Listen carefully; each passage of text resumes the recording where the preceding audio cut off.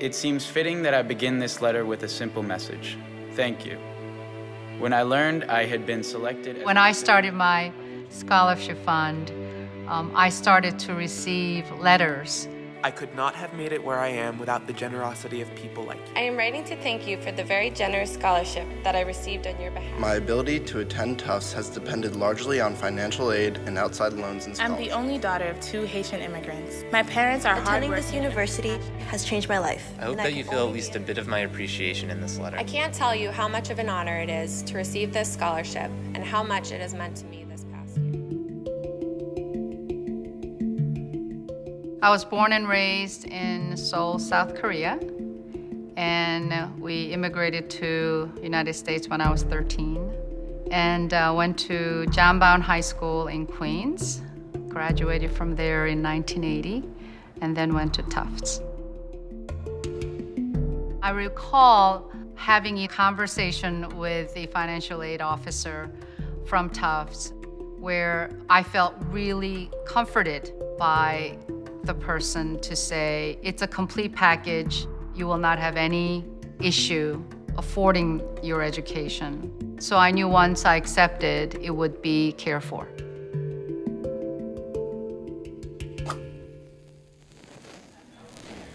Make a line.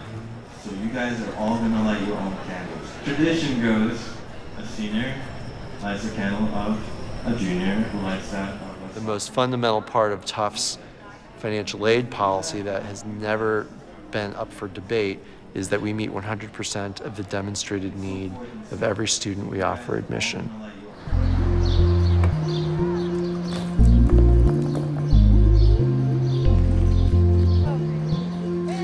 If we accept a student into Tufts and we agree that we're going to support them, we do it for the entire time they're here.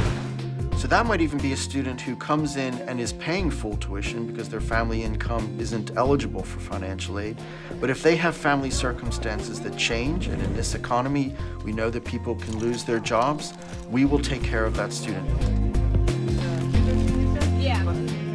It's important to recruit, admit, and enroll the very best students we can. The students who are at the top of our pool academically are often some of the students with the highest need.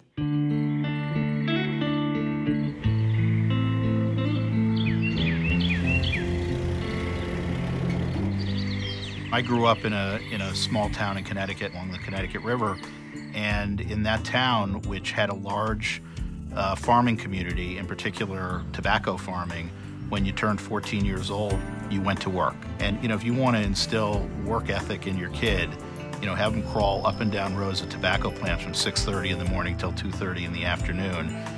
That's a job you never forget, and the good news is whatever you do after that is easier. My maternal grandfather had saved some money. He'd been a relatively successful small businessman and had provided a little bit of money for my education. My dad was working at the time, and he contributed also to my education, but Tufts also helped. They were very generous in stepping up and providing me with work study and financial help. And that allowed me to go to, what was really one of the best private colleges in the country.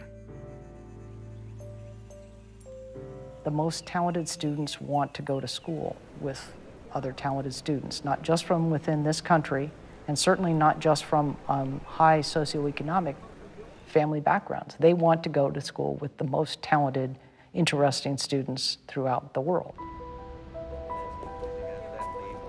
And it puts a lot of pressure on the school to be able to say, we're competing in that same environment, and we can do it on every front, academically, quality-wise, and with financial aid, so that there are no distinctions made among people of different means.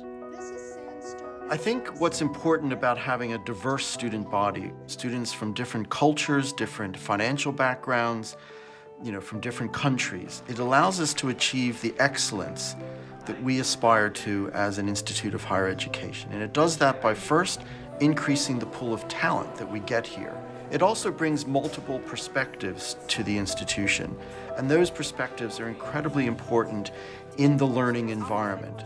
And lastly, having a diverse student body from a broad spectrum of incomes, of cultures, allows us to train the future leaders of tomorrow who have to go out there and work and be leaders in a diverse society. From the top. You know, I've sort of lived my life with really two philosophies, and one is that I think from a societal perspective, I completely adhere to the idea that we should be measured by how well we take care of the least fortunate among us. It's important, in my opinion, it's important to be open-minded as much as possible. Like, you don't want to be... And I think secondarily that we all have an obligation to give back, to allow people coming up who have talent, who have skills, who have abilities, to really exploit and take advantage of those, and ultimately to then give back themselves. I certainly was helped at Tufts, and I have certainly lived by the idea that I owe something back to the world that has brought me to where it's brought me, and that's the philosophy I believe in, my family believes in, and that's part of why we've been very supportive of the university.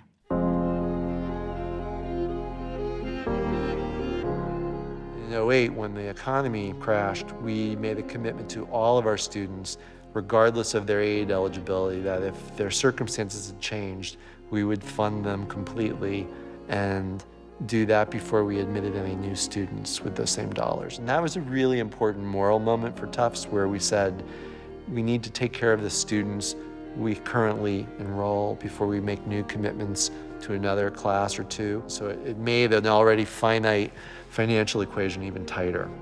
This has been particularly acute in the last 3 years since the economy stalled, and more families have said to us, we just can't do it.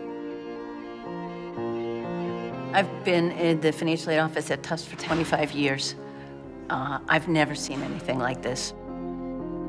A lot of our families used their home equity as a way to tap into their assets to pay for college, and that's been a resource that isn't around so much for a lot of our families. Classes that were admitted over the last several years are not noticeably different in their academic profile. Where it shows up is in the demographics.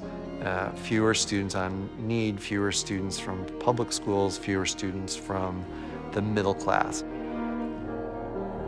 You know, for most elite colleges, the very poor among us and the very, very wealthy among us have opportunities to go to those schools.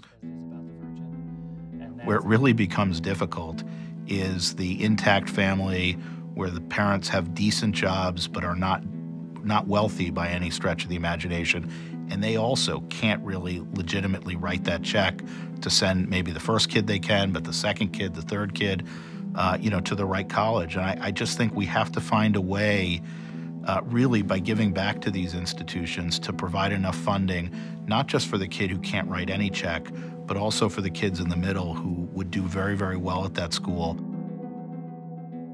Our ability to sustain the quality of our student body and our reputation as a leading American university require us to invest in the next generation of students.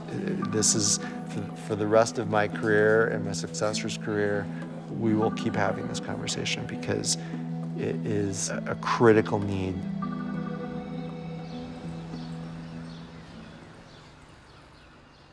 A gift for financial aid is really going to transform the life of an individual.